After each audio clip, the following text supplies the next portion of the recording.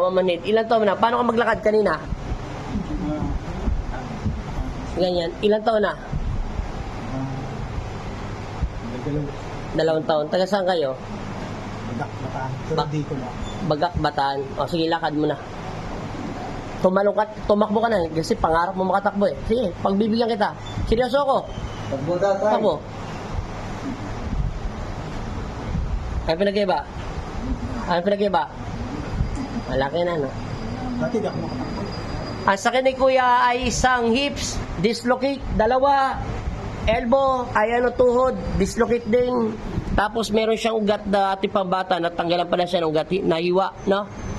After bata pa, may hiwa yung ugat niya, kaya nawala nawala sa alignment. Ngayon, pantay-pantay na yung ugat niya at ibinalik naman to ng medisina. Yun nga lang, nagkaroon ng pamamanhid. Yun ang sakit mo. Dati walang buhay ko. Manit niya kahit turko, kahit pagdugo, hindi ko maramdaman. Pero ngayon, ano pakiramdam nyo?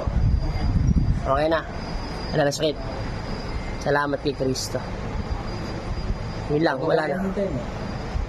Kumbaga, Parang alam ko sa kanila kung saan sa mga parang barangay parang at least para sa baga. Bagak. Bagak. Paalam na, bye-bye na. Bye-bye. Salamat.